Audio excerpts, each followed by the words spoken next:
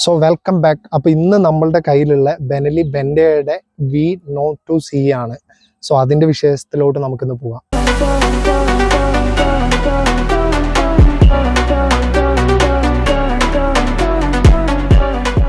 പിന്നെ സാർ നമസ്കാരം. സാറിൻ്റെ ഒരു ഇൻട്രൊഡക്ഷൻ. എൻ്റെ പേര് ജോജോ. ഞാൻ വന്ന് IT, അതായത് മെഡിക്കൽ സ്ക്രൈബിംഗ് എന്ന് പറയും, അതിൻ്റെ ഫീൽഡായിട്ട് ബന്ധപ്പെട്ട് ഓക്കെ. ഇപ്പോൾ നമ്മളെന്താ വെച്ച് കഴിഞ്ഞാൽ ഈ വണ്ടിയിൽ കുറേ ഡൗട്ട്സ് കുറേ പേർക്കുണ്ടാവും, ലൈക്ക് യൂസേഴ്സ് എങ്ങനെയാണ് ഉള്ള കുറേ കാര്യങ്ങളുണ്ടാവും. സോ അത് സാറായിട്ട് നമ്മൾ ഷെയർ ചെയ്യാൻ വേണ്ടിയിട്ടാണ് നമ്മൾ കോൺസെപ്റ്റ് എടുത്തത്. മെയിനായിട്ട് ഇപ്പോൾ സാർ ഈ ഒരു ബ്രാൻഡിലോട്ട് തന്നെ വരാൻ ഉള്ള കാരണം എന്താണ്? ശരിക്കും പറയുകയാണെങ്കിൽ എനിക്ക് ഹാർലി ഡേവിഡ്സനോട് ഭയങ്കര ഒരു ഇൻട്രസ്റ്റ് ആയിരുന്നു. അപ്പോൾ അതെടുക്കാൻ നടന്നപ്പോഴാണ് ഈ വണ്ടീനെ കാണുന്നത്. അപ്പോൾ ഒരു ബിഗിനേഴ്സിന് ഇത് കറക്റ്റായിരിക്കും എന്ന് തോന്നി. പിന്നെ ഈ വണ്ടി കണ്ടപ്പോൾ തന്നെ ഒരു ഹാർലി ഡേവിഡ്സൻ്റെ ലുക്കും അതിൻ്റെ ഒരു ഫ്യൂച്ചറും തോന്നി. അപ്പോൾ എനിക്ക് ഭയങ്കര ഇഷ്ടമായി. അപ്പോൾ ഞാൻ റിവ്യൂ ഒക്കെ അന്വേഷിച്ചപ്പോൾ ഒത്തിരി നല്ല റിവ്യൂസ്, നല്ല കാര്യങ്ങളായിരുന്നു. അപ്പോൾ ഞാനൊരു ടെസ്റ്റ് ഡ്രൈവിന് വന്നു, ബെനലി ഷോറൂമിലേക്ക് ടെസ്റ്റ് ഡ്രൈവിന് വന്നു. അത് ഒരു ടെസ്റ്റ് ഡ്രൈവ് പോയപ്പോൾ എനിക്ക് നല്ല ഇഷ്ടമായി. വണ്ടി നല്ല അടിപൊളിയായിട്ട് തോന്നി. എനിക്ക് ഏകദേശം ഹാർലിയുടെ ഒരു ഫീൽ തോന്നി. ഹാർലിയും ടെസ്റ്റ് ഡ്രൈവ് പോയിട്ടുണ്ടായിരുന്നു, അതും ഏകദേശം ഇതിന്റെ ഒരു ഫീൽ പോലെ തന്നെ തോന്നി. സിസിയുടെ വ്യത്യാസം അല്ലാണ്ട് വേറെ ഒന്നും എനിക്ക് അടിച്ചിട്ടാണ് ഞാൻ ഇതിലോട്ട് വരുന്നത്. ഞാൻ ആദ്യം ഹാർലി ഡേവിഡ്സൺ ആണ് ടെസ്റ്റ് ഡ്രൈവ് പോയത്. അപ്പോൾ അതിന്റെ ബഡ്ജറ്റ് നോക്കിയപ്പോൾ ഇതായിട്ട് കമ്പയർ ചെയ്തപ്പോൾ എനിക്ക് പെർഫോമൻസും ഇതും കാര്യങ്ങളൊക്കെ ഇത് നന്നായിട്ട് ഇഷ്ടപ്പെടുകയും ചെയ്തു. കുറച്ചും കൂടി എനിക്ക് കംഫർട്ടബിൾ ആയിട്ട് തോന്നി. പിന്നെ എല്ലാവരും സജസ്റ്റ് ചെയ്ത് എന്താണെന്ന് വെച്ച് കഴിഞ്ഞാൽ, ബിഗിനർ ആയതുകൊണ്ട് ഉടനെ അത് എടുക്കണേക്കാളും ഭേദം ഇങ്ങനത്തെ വണ്ടി ഇത് ട്രൈ ചെയ്തിട്ട് അത് പോകുന്നല്ലേ നല്ലതെന്ന് ചോദിച്ചു. പക്ഷെ ഞാൻ ഇത് എടുത്ത ശേഷം എനിക്ക് ഇത് നല്ലൊരു ഫീൽ ആയിട്ട് തോന്നി, കംഫർട്ടബിൾ ആയിട്ട്. ഇതാണോ സാറിന്റെ ഫസ്റ്റ് ടൈം ബൈക്ക്? ഞാൻ ഇതിനു മുമ്പ് കമാൻഡോ, റെനഗേഡ് കമാൻഡോ എടുത്തിട്ടുണ്ടായിരുന്നു.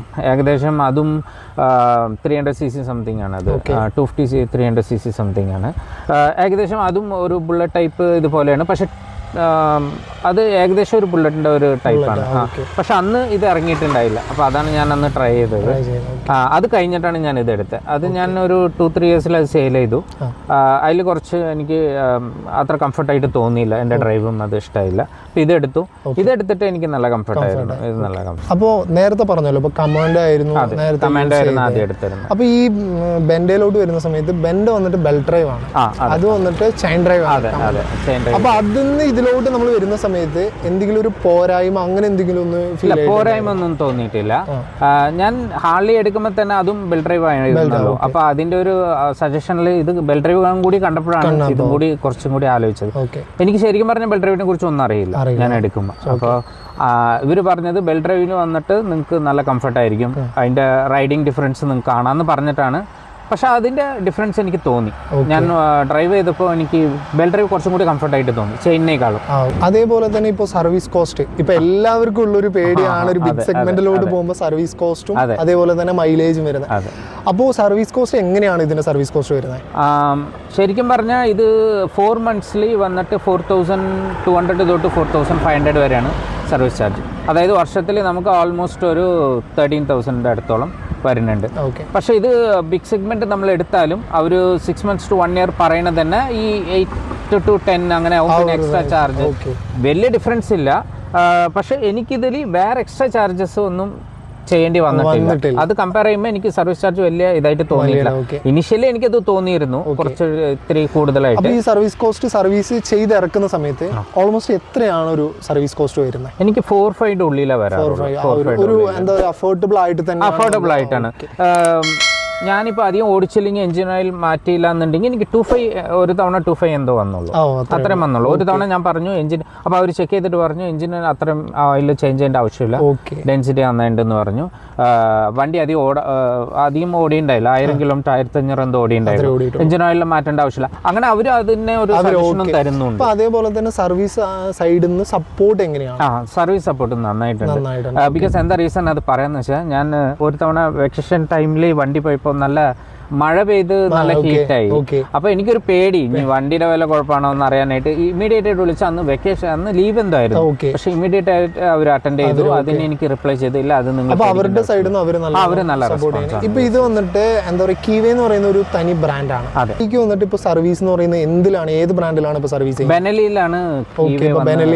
ബെനലിയുടെ താഴെയാണ് കീവേ വരുന്നത്. ഞാൻ അതുകൊണ്ടാണ് എടുക്കാൻ കൂടുതൽ കാരണം. എനിക്ക് കിവനെ കുറിച്ച് അറിയില്ല, എനിക്കറിഞ്ഞ ഇന്ത്യക്കാർക്ക് ആർക്കും കിവനെ കുറിച്ച് അറിയില്ല. ബെനലിക്ക് വരുമ്പോൾ എല്ലാവർക്കും കിവെ ഇങ്ങനെ ഒരു ഇതുണ്ടെന്ന് അറിഞ്ഞു, ജോണ്ടസ് കീവ ഇങ്ങനെ എല്ലാവരും അവരുടെ കീഴിൽ വരുന്നുണ്ട്. ബെനലി നല്ല ഒരു ഇതായതുകൊണ്ട്, ഞാനൊരു ട്രസ്റ്റഡ് ഇതായതുകൊണ്ട് ഞാൻ ധൈര്യമായിട്ട് എടുത്തു.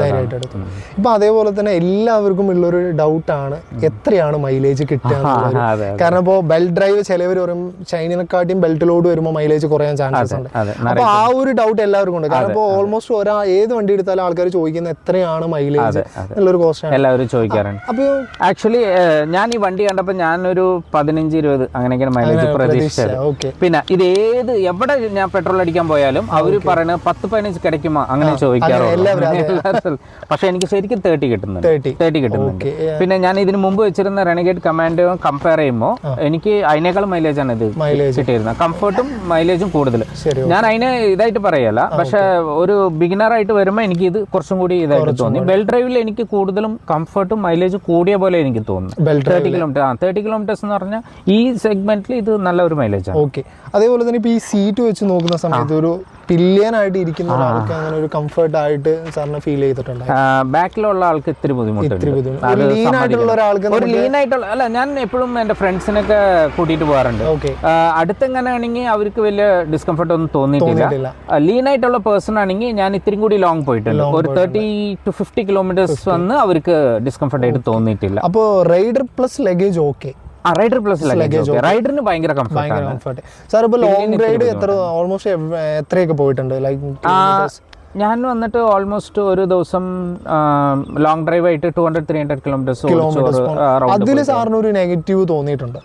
നെഗറ്റീവ് എന്ന് പറയാൻ ഇല്ല, എനിക്ക് കുറച്ചും കൂടി കംഫർട്ടായിട്ടാണ് തോന്നിയിരിക്കുന്നത്. ഇരിക്കുമ്പോൾ എനിക്ക് പെയിൻ ഇല്ല, ബാക്ക് പെയിൻ തോന്നിയിട്ടില്ല, റിലാക്സ് ആയിട്ട് ഓടിക്കാൻ പറ്റുന്നുണ്ട്. ഡിസ്കംഫർട്ട് എനിക്ക് അധികം തോന്നിയിട്ടില്ല, ഹീറ്റ് ഫീൽ ആയിട്ടുണ്ട്. അതാണ് പറയാൻ പറ്റിയത്, അത് മാത്രമേ. എനിക്ക് ഇത്തിരി ഹീറ്റ് ഫീൽ ആവും. കുറെ ദൂരം ഓടുമ്പോഴല്ല, ഇത്തിരി ദൂരം ഓടിക്കഴിഞ്ഞിട്ട് ട്രാഫിക്കിന്റെ ഉള്ളിൽ പോകും. അതൊരു മെയിൻ ഇഷ്യൂ ആയിട്ട് സാറിന് ഇല്ല, മെയിൻ ഇഷ്യൂ ആയിട്ട് ഇല്ല. ഇത് ട്വിൻ എഞ്ചിൻ ആയതുകൊണ്ട് ആ ഹീറ്റ് നോർമലാണ്. പിന്നെ അതേപോലെ തന്നെ സാറിന് ഇതില് എന്താ ഒരു നെഗറ്റീവും പോസിറ്റീവ് ആയിട്ട് ഒരു കാര്യം പറയാനെന്നുണ്ടെങ്കിൽ എനിക്ക് ആക്ച്വലി കൂടുതൽ പോസിറ്റീവ് പറയാനുള്ള നെഗറ്റീവ് എനിക്ക് ഇതിൽ ഫീൽ ചെയ്തിട്ടില്ല. ഇതിൽ പോസിറ്റീവ് ആയിട്ട് പറയാൻ എനിക്ക് തോന്നിയത് ക്വാളിറ്റി, നല്ല ക്വാളിറ്റി. ഏത് സാധനത്തിനും ഒരു ഞാനിപ്പോൾ R15 യൂസ് ചെയ്തിട്ടുണ്ട്, റെനഗേഡ് കമാൻഡോ യൂസ് ചെയ്തിട്ടുണ്ട്, അപ്പാച്ചി യൂസ് ചെയ്തിട്ടുണ്ട്, പൾസർ യൂസ് ചെയ്തിട്ടുണ്ട്. ഞാൻ ഓൾമോസ്റ്റ് എല്ലാ വണ്ടി ട്രൈ ചെയ്തിട്ടുണ്ട്. ബുള്ളറ്റ് യൂസ് ചെയ്തിട്ടുണ്ട്, എല്ലാം യൂസ് ചെയ്തിട്ടുണ്ട്.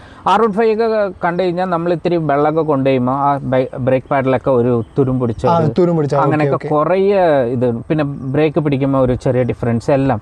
ഇത് വാങ്ങിച്ചപ്പോൾ തൊട്ട് ഇന്ന് വരെ ബ്രേക്ക് പാഡിലൊന്നും ഒരു തുരുമ്പില്ല. അങ്ങനെ ചില കാര്യങ്ങൾ എനിക്ക് ഭയങ്കര ഇഷ്ടമായി. ക്വാളിറ്റി എനിക്ക് നല്ല ഇഷ്ടമായി.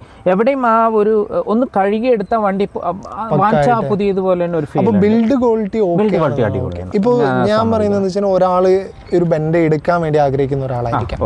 സോ അവരോട് സാറിന് പറയാനുള്ള സജഷൻ എന്തായിരിക്കും? ഞാൻ പറയാം, ഈ വണ്ടി അധികം പോപ്പുലർ ആയിട്ടില്ല, അതുകൊണ്ടാണ് നിറയെ പേര് എടുക്കാത്തത്. പക്ഷെ ശരിക്കും പറയണമെങ്കിൽ ഒരു ബിഗിനറിന് വളരെ നല്ല ഒരു ക്രൂസർ ചൂസ് ചെയ്യുന്ന ആൾക്കാരാണെങ്കിൽ 100% ഇത് ധൈര്യമായിട്ട് ഒരു സർവീസ് സപ്പോർട്ട് ആയാലും ഒരു ഇഷ്യൂ, സർവീസ് സപ്പോർട്ടിൽ ഇഷ്യൂ ഇല്ല, ബിൽഡ് ക്വാളിറ്റിയിൽ എനിക്ക് ഇഷ്യൂ ഇല്ല, റൈഡിംഗ് കംഫർട്ടിൽ ഇഷ്യൂ ഇല്ല, മൈലേജിൽ ഇഷ്യൂ ഇല്ല.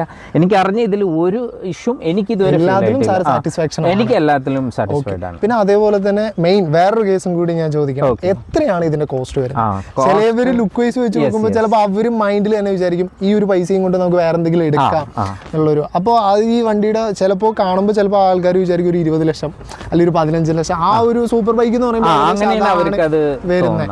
അപ്പൊ അതുകൊണ്ട് ചിലപ്പോൾ ആ ഇമാജിൻ വെച്ചിട്ട് ചിലപ്പോൾ അവര് വിചാരിക്കും സർവീസ് കോസ്റ്റ് കൂടുതലായിരിക്കും അല്ലെങ്കിൽ മൈലേജ് ആയിരിക്കും. അപ്പൊ എത്രയാണ് ശരിക്കും? ഞാൻ ഇത് എടുത്തത് 4,70,000 ആണ്. 4,70,000 hand over on road price ഞാൻ വണ്ടി എടുക്കുമ്പോൾ 4,70,000. അതിന് മേലെ ഒരു പൈസ ഞാൻ അത്രേ വരുന്നുള്ളൂ. ആ ബഡ്ജറ്റ് നോക്കുമ്പോൾ ഇത് വളരെ കംഫർട്ട്. ഇത് വന്നിട്ട് CC എത്രയാണ് വരുന്നത്? CC പറഞ്ഞു കഴിഞ്ഞാൽ ഇപ്പോൾ 302 CC ആണെങ്കിലും വണ്ടി പെർഫോമൻസ് എനിക്ക് നല്ല ഒരു ഏകദേശം ഒരു 500 CCയുടെ ഒരു റേഞ്ചിലുള്ള ഒരു ബൈക്ക് പെർഫോമൻസ് എനിക്ക് ഫീൽ ചെയ്തിരുന്നത് ഹൈവേയിൽ പോകുമ്പോൾ നല്ലൊരു പെർഫോമൻസ് തോന്നിയിരുന്നത്. പക്ഷെ സംഭവം 302 CC തന്നെയാണ്. ഇപ്പോൾ അതേപോലെ തന്നെ നമ്മൾ ചെയിൻ ഡ്രൈവ് എടുക്കുന്ന സമയത്ത് ഏകദേശം 10 to 12 ആ ഒരു റേഞ്ചിൽ നമ്മൾ 12,000 നമ്മളിത് മാറ്റേണ്ട ഒരു കോസ്റ്റ് വരുന്നത്. അപ്പോൾ ബെൽറ്റിലും അതേ ഇതാണോ? ഇല്ല, അല്ല, ബെൽറ്റിന് കൂടുതലാണ് അവർ പറഞ്ഞത്. ലൈഫ് വന്ന് കൂടുതലാണ് പറഞ്ഞേക്കുന്നത്. മെയിൻ്റനൻസും എല്ലാം വന്ന് ഇതിന് ടൈം അവർ കൂടുതലാണ് തന്നിരിക്കുന്നത്. എനിക്കറിഞ്ഞ് ആൾമോസ്റ്റ് ഒരു 50,000 കിലോമീറ്റർ സംതിങ് ആണ്, അതായത് 50,000 കിലോമീറ്റർ വരെ ഇത് നോക്കേണ്ട ആവശ്യമില്ല. ജെന്യൂൻ ആയിട്ട് സർവീസ് ഒക്കെ ചെയ്ത് കറക്റ്റ് ആയിട്ട് മെയിൻറ്റെയിൻ ചെയ്യണമെങ്കിൽ നമ്മൾ ഒന്നും നോക്കേണ്ട ആവശ്യമില്ല. ഇപ്പം എന്താ വെച്ചാൽ ചിലവർക്ക് പറ്റുന്ന ഒരു ഡൗട്ടാണ്, അല്ലെങ്കിൽ ചിലവർക്ക് ഭയങ്കരമായിട്ട് ക്ലാരിഫിക്കേഷനിലാണ് എങ്ങനെ വെച്ചാൽ ഇതിന്റെ സ്പെയർ കിട്ടുമോ, പെട്ടെന്ന് നോക്കിയാൽ ഷോറൂമിൽ നിൽക്കേണ്ട ഒരു അവസ്ഥ വരുമോ, അങ്ങനെയുള്ള ഒരു കേസ് വരുന്നുണ്ട്. അപ്പോൾ സാറ് അങ്ങനെ ഒരു ടൈം ഡിലേ, അതായത് സ്പെയർ കിട്ടാൻ വൈകുന്ന ഒരു ടൈം ഡിലേ അങ്ങനെ എന്തെങ്കിലും? ഇല്ല, അങ്ങനെ ഇല്ല. പക്ഷെ അതും പറഞ്ഞ് ഇവിടത്തെ മേക്ക് പോലെ അല്ല, ഇമീഡിയറ്റ് ആയിട്ട് കിട്ടുന്നില്ല. അത് സംഭവം ശരിയാണ്, അവർ ഓർഡർ ഇട്ടിട്ടാണ് കിട്ടുന്നുള്ളൂ. പക്ഷെ അത് അധികം ഡിലേ ചെയ്യുന്നില്ല. Normal delay. ഇപ്പോൾ എന്തെങ്കിലും എനിക്ക് മാറ്റണം, എന്തെങ്കിലും അത് വല്ല വണ്ടിയുടെ എന്തെങ്കിലും പ്രോബ്ലം ആയിട്ട് അത് മാറ്റണം, അല്ലെങ്കിൽ എന്തെങ്കിലും ആക്സിഡന്റ് ആയിട്ട് ഇടിച്ചിട്ടോ എന്തെങ്കിലും ഒരു സാധനം മാറ്റേണ്ടി വന്നാൽ മാത്രമാണ് അത് ഡിലേ ആകുന്നത്. അല്ലാണ്ട് നമ്മൾ ഓടിക്കുന്ന ഒരു സാധനത്തുമ്പോൾ ഒരു കുറവ് എന്തെങ്കിലും തോന്നി അത് അവർ യൂഷ്വലായിട്ട് റെഡി ചെയ്താണ് തരാറുള്ളത്. ഓക്കെ. ചില കാര്യങ്ങൾക്ക് ചിലപ്പോൾ ചിലവർ വിചാരിക്കും ചിലപ്പോൾ 2 മാസം ടൈം, അതൊക്കെ കൊണ്ട് നെഗറ്റീവ് ആയിട്ട് ആലോചിക്കുന്ന നിറയെ പേര് ആലോചിക്കും. സോ എനിക്കും ഒരു ചെറിയ പേടി ഇനിഷ്യലി ഉണ്ടായതാണ്. എന്ന് വെച്ചാൽ വണ്ടി വാങ്ങിക്കുമ്പോൾ ഒരു കുഴപ്പമുണ്ടായില്ല. ഓൺ ദി നമ്മൾ റോഡൊക്കെ ഓടിച്ച് കുറച്ച് കഴിയുമ്പോൾ എന്തെങ്കിലും ഇത് മാറ്റണമെങ്കിൽ അപ്പോൾ ഞാനൊരു കാര്യത്തിന് വേണ്ടി ചോദിച്ചു അവരുടെ അടുത്ത്, ഇതിന് വേണ്ടി ഗിയറിന്റെ കാര്യത്തിന് വേണ്ടി ഒന്ന് ചോദിച്ചപ്പോൾ അവർ പറഞ്ഞു 1 week to 2 weeks മാക്സിമം അതിനുള്ളിൽ ചെയ്തുതരാന്ന് പറഞ്ഞു. പിന്നെ എന്തോ ഒരു ഐറ്റം ഫ്രണ്ടിന് വേണ്ടി ഓർഡർ ചെയ്തപ്പോഴും അവർ ഇമീഡിയറ്റ് 2 weeksനുള്ളിൽ. ഈ ബെൻഡയിൽ സാർ എല്ലാം കൊണ്ടും സാറ്റിസ്ഫൈഡ് ആണ്, മൈലേജ് ആയാലും വണ്ടിയുടെ വളരെ ഹാപ്പി. ഏകദേശം എത്ര വർഷമായിട്ട് സാർ ഈ ഒരു വണ്ടി യൂസ് ചെയ്യുന്നുണ്ട്? ഇതിപ്പോ ഞാൻ ആൾമോസ്റ്റ് ഒരു 3 years അടുത്തോളം. 3 years യൂസ് ചെയ്തിട്ട് സാറിന് വലിയ കുഴപ്പമൊന്നും ഇല്ല, ഒരു കുഴപ്പമില്ല. എനിക്കിത് ഭയങ്കര കംഫർട്ട്. അതേപോലെ തന്നെ ഈ വണ്ടിയിൽ ഇനിയും കുറച്ച് കാര്യങ്ങൾ കൊടുക്കായിരുന്നു എന്നുള്ളൊരു തോന്നലുണ്ടാവില്ല, അതെന്തൊക്കെയായിരുന്നു? ഇത് ഞാൻ എടുത്ത സമയത്ത് ഇതിൽ നാവിഗേഷൻ സിസ്റ്റം, മോഡ്, അങ്ങനത്തെ കാര്യങ്ങൾ ഇല്ല. ഫംഗ്ഷൻ ആയിട്ടുള്ള അതന്നെ, മീറ്ററിൽ നോക്കിക്കഴിഞ്ഞാൽ നോർമൽ ഫംഗ്ഷൻസ് എല്ലാം ഉണ്ട്. എക്സ്ട്രാ ആയിട്ട് നമ്മൾ ലേറ്റസ്റ്റ് ആയിട്ട് വരുന്ന വണ്ടികൾക്ക് വരുന്ന റെയിൻ മോഡ്, അങ്ങനത്തെ മോഡ് ചേഞ്ച് ചെയ്തില്ല, അതില്ല. രണ്ടാമത്തെ കാര്യം പറയുകയാണെങ്കിൽ നാവിഗേഷൻ ഇല്ല, അതൊരു ചെറിയൊരു അപ്പൊ അടുത്ത ഒരു ഇതിലോട്ട് കൊടുക്കുകയാണെന്നുണ്ടെങ്കിൽ ലൈക്ക് അപ്ഗ്രേഡ് ഇപ്പൊ മേ ബി എനിക്ക് ഒന്ന് വേണമായിരുന്നു എന്നുണ്ടെങ്കിൽ ഞാൻ ഇത് തന്നെ പറയുള്ളൂ. നാവിഗേഷനും മോഡാണ് ഞാൻ ഫീൽ ചെയ്ത ഒരു കാര്യം. അത് രണ്ടും ഉണ്ടെങ്കിൽ എന്താ പറയാ, ഒരു സൂപ്പർ ബൈക്കിന്റെ ഒരു ഫീലും ആ ഒരു ഇത്. പിന്നെ അതേപോലെ എനിക്ക് വണ്ടി കണ്ടപ്പോൾ എനിക്ക് ഏറ്റവും രസകരമായ ഒരു കാര്യം ചാർജിങ് പോർട്ട് ഇതിൽ കൊടുക്കും. അതെ. സോ അതെങ്ങനെയാണ്? ഞാൻ ആക്ച്വലി അത് യൂസ് ചെയ്തും കൂടി നോക്കിയത്. ഞാൻ ലോങ് പോയി എന്ന് പറഞ്ഞല്ലോ, 300 kilometers അവിടെ റൗണ്ട് അടിച്ചപ്പോൾ ഞാൻ അത് മൊബൈൽ ചാർജിങ് പോർട്ട് യൂസ് ചെയ്തു. നെയിം സേക്ക് അല്ല അത്, ഇറ്റ്സ് എ വർത്ത്. അത് നല്ല ചാർജ് കയറി 1/2 hour to 1 hour എനിക്ക് ആൾമോസ്റ്റ് ഒരുവിധം ചാർജ് കയറി. ഞാനത് റിമൂവ് ചെയ്തു. ഇതിൽ തന്നെ അത് അവർ തരുന്നോണ്ട് എക്സ്ട്രാ നമുക്കത് ഫിറ്റ് ചെയ്യേണ്ട ആവശ്യം. എനിക്കത് ഭയങ്കര, അത് കാരണം ചില വണ്ടികളിൽ നമ്മളതൊരു ഫിറ്റിംഗ് ഓപ്ഷനും വരുന്നുണ്ട്. ചിലവരത് എക്സ്ട്രാ ഫിറ്റ് ചെയ്യുമ്പോൾ അതിന് അപ്രോപ്രിയേറ്റ് ആയിട്ട് കിട്ടുന്നില്ല. പക്ഷെ എനിക്കിത് അങ്ങനെയല്ല, ഇത് വണ്ടിയോടുകൂടി വരുന്നതുകൊണ്ട് വണ്ടി കണ്ടറിയാം നിങ്ങൾക്ക്, വണ്ടിയുടെ ഉള്ളിൽ തന്നെ സെറ്റപ്പാണ്. ജസ്റ്റ് ആ വയർ മാത്രമേ ഞാൻ വാങ്ങിച്ചിട്ടുള്ളൂ, അത് ഈസി ആയിട്ട് കണക്ട് ചെയ്യാം. അതേപോലെ തന്നെ ഈ വണ്ടിയിൽ എത്ര കളേഴ്സ് ഉണ്ട്? ലൈക്ക് ഞാൻ വാങ്ങിക്കാൻ പോയപ്പോ 3 കളറാണ് അവർ പറഞ്ഞത്. അത് ടാങ്കിൽ മാത്രമേ ഉള്ളൂ, ബാക്കി എല്ലാം ബ്ലാക്ക് ആണ്. ടാങ്കിൽ വന്ന് ബ്ലാക്ക്, റെഡ്, ബ്ലാക്ക്, പിന്നെ ഗ്രേ. അപ്പൊ ഈ കളർ ചേഞ്ച് എന്ന് പറയുന്നത് ടാങ്കിലാണ് ഒരു കളർ ചേഞ്ച്. ബാക്കി മഡ് ഗാർഡും കാര്യങ്ങളൊക്കെ വന്ന് ബ്ലാക്ക് തന്നെ. അതേപോലെ തന്നെ ഇതില് കുറച്ച് സാറിന് ഇഷ്ടപ്പെട്ട കാര്യങ്ങൾ ഉണ്ടാവില്ല, അതൊക്കെ എന്താണ്? കുറേ കാര്യങ്ങൾ ഇതിൽ ആക്ച്വലി നല്ല ഇഷ്ടമാണ്. പക്ഷെ സെപ്പറേറ്റ് എടുത്ത് പറയാനുള്ളത്, ഫസ്റ്റ് ഓഫ് ഓൾ ഇത് ട്വിൻ എഞ്ചിൻ ആയതുകൊണ്ടാണ് ഞാൻ ആദ്യം എടുത്തത്, ഹാർലി ഡേവിഡ്സന്റെ ലുക്ക്. അപ്പൊ ആ twin engine first thing. Second thing, ഈ ചാർജറിന്റെ ഇത് തന്നേക്കുന്നത് വളരെ കംഫർട്ടാണ്, അതെനിക്ക് ഇതായിട്ട്. പിന്നെ റൈഡിങ് കംഫർട്ട് വളരെ നന്നായിട്ടുണ്ട്, എസ്പെഷ്യലി ലോങ് ഡ്രൈവിന്. ഈ സിറ്റിക്കുള്ളിൽ ഓടിക്കുന്നേക്കാളും കൂടുതൽ കംഫർട്ടായിട്ട്, അതായത് ഒരു കാറിന്റെ ഫീൽ ഇല്ലേ, കാലൊക്കെ ഇങ്ങനെ. സോ എനിക്ക് ലോങ് പോകാൻ എനിക്ക് പണിയില്ലെങ്കിലും ഒരു ബോറടിക്കുമ്പോൾ അല്ലെങ്കിൽ ഒരു മൈൻഡ് ശരിയില്ലാത്തപ്പോൾ ഞാൻ വണ്ടി എടുത്തിട്ട് ഒരു ലോങ് പോകും. അത്രയും കംഫർട്ടായി എന്ന് പറയുമ്പോൾ ആലോചിച്ച് നോക്കണം. അപ്പോൾ ഫ്യൂവൽ എഫിഷ്യൻസി എനിക്കൊരു പ്രോബ്ലം അല്ല. അതുകൊണ്ട് എനിക്ക് ലോങ് പോകുമ്പോൾ എനിക്ക് നല്ല കംഫർട്ടും കൂടി തോന്നുന്നുണ്ട്. ഒരു കാറൊക്കെ എടുത്ത ആൾക്കാർ ഇറങ്ങില്ല, അതുപോലെ ഒരു ഫീലാണ്. പിന്നെ ഹാൻഡിൽ ബാറിൽ നല്ല ഒരു പേഴ്സൺ എങ്ങനെ ഇരുന്ന പൊസിഷൻ കറക്റ്റ് ആയിരിക്കും, അതുപോലെ ഒരു പൊസിഷനൊക്കെ. എനിക്ക് അങ്ങനെ നിറയെ കാര്യങ്ങൾ ഇതിൽ ഭയങ്കര ഇഷ്ടമാണ്. ഹാൻഡിൽ ബാറിന്റെ പൊസിഷൻ എന്ന് പറഞ്ഞാൽ സാറിന് അതിലൊരു പെയിൻ, ഹാൻഡ് പെയിൻ അങ്ങനെ ഇതിൽ അഡ്ജസ്റ്റ്മെന്റ് ഉണ്ട്. നമുക്ക് ഹാൻഡിൽ ബാർ അഡ്ജസ്റ്റ് ചെയ്യാം, ഫ്രണ്ടിലേക്കും ബാക്കിലേക്കും വരുന്ന പോലെ അഡ്ജസ്റ്റ്മെന്റ്. അതിനൊരു മെഷർമെന്റ് അവർ ഹാൻഡിൽ ബാറിലെ തന്നിട്ടുണ്ട്. അപ്പൊ അത് എനിക്ക് വളരെ യൂസ്ഫുൾ ആണ്. ഇതിപ്പോ എന്താ സംഭവിച്ചത്, ഇപ്പോൾ നമ്മൾ ഇരിക്കുന്ന കുറച്ചൊരു ലൈറ്റ് ഡൗൺ ആയിട്ടാണ്, ഹാൻഡിലിംഗ് കുറച്ച് മേലോട്ടാണ്. ആ ഒരു സമയത്ത് സാറിന് ഒരു അൺകംഫർട്ട് ആയിട്ട് ഫീൽ ഇല്ല. എന്താന്ന് പറഞ്ഞാൽ ഇത് ഹൈറ്റ് ഉള്ള ആൾക്കാരനുസരിച്ച് നമുക്ക് ഇത് ഹാൻഡിൽ ബാർ മാറ്റുമ്പോൾ അത് അവർക്ക് കംഫർട്ടായിട്ട്. ഇപ്പൊ എന്റെ ഹൈറ്റിനുള്ള അഡ്ജസ്റ്റ്മെന്റ് ഞാൻ വെച്ചിട്ടുണ്ട്. അപ്പൊ എനിക്ക് കറക്റ്റ് ആയിട്ട് മെയിൻ ആയിട്ട് പറഞ്ഞാൽ വണ്ടിയിൽ നല്ല റിലാക്സേഷൻ. എനിക്ക് റിലാക്സേഷൻ ആയിട്ടുണ്ട്. ഒരു കാറിന്റെ ഫീൽ ആണ് ആ ലോങ്ങിൽ പോകുമ്പോൾ എനിക്ക് ഫീൽ ആയിട്ട് മെയിൻ ആയിട്ട്. അതേപോലെ തന്നെ വണ്ടിയുടെ ടാങ്ക് കപ്പാസിറ്റി എത്ര വരുന്നത്? ടാങ്ക് കപ്പാസിറ്റി 14 ലിറ്റർ ആണ്. 14 ലിറ്റർ കപ്പാസിറ്റി. ഗ്രൗണ്ട് ക്ലിയറൻസും വലിയ കുഴപ്പമില്ല. 158 ആണ് അവർ പറഞ്ഞത്. 158 ഉണ്ടായിരുന്നു. ഗ്രൗണ്ട് ക്ലിയറൻസ് എനിക്ക് വളരെ ഇതായിട്ടൊന്നും തോന്നിയിട്ടില്ല. അവർ പറഞ്ഞ് കുറവാണ് ഗ്രൗണ്ട് ക്ലിയറൻസ് പറഞ്ഞു. പക്ഷേ ഇതുവരെ എനിക്കത് ഫേസ് ചെയ്യേണ്ടി വന്നിട്ടില്ല. ഒരു ക്രൂസർ യൂസ് ചെയ്യുന്ന സ്ഥലത്ത് വളരെ കംഫർട്ട്. അതേപോലെ തന്നെ പെട്രോൾ വന്നിട്ട് നോർമൽ ആണോ യൂസ് ചെയ്യുന്നത്, പവർ പെട്രോളിലായിട്ടാണോ? ഞാൻ നോർമലായി യൂസ് ചെയ്യാറ്. ബാക്കിയുള്ളവർ എങ്ങനെയെന്ന് അറിയില്ല. എനിക്ക് നോർമലി വലിയ ഡിഫറൻസ് തോന്നിയില്ല. നല്ല പവറും, വണ്ടിക്ക് നല്ല പവറും തോന്നി, കംഫർട്ട് തോന്നി, എല്ലാം തോന്നിയോണ്ട് എനിക്ക് ആ പെട്രോൾ മാറ്റണമെന്ന് തോന്നിയില്ല. പിന്നെ സ്റ്റാർട്ടിങ് തൊട്ടേ ഞാൻ അത് നോർമൽ തന്നെയാണ്. ഇപ്പോൾ ചിലവർ പറയും നമ്മൾ പവർ പെട്രോൾ ആണ് ബിഗ് സെഗ്മെന്റിൽ പോകുമ്പോൾ എല്ലാവരും പവറിലോട്ട് കൺവേർട്ട് ചെയ്യുന്നത്. അപ്പോൾ നോർമലി ചെയ്യുന്നതുകൊണ്ട് സാറിന് ഇന്നേ വരെ ഒരു ഇഷ്യൂ ഇല്ല. പിന്നെ എന്നോട് പെട്രോൾ ബങ്കുകാർ ചോദിച്ചു നിങ്ങൾ പവറാണ് അടിക്കണേന്നാണ്.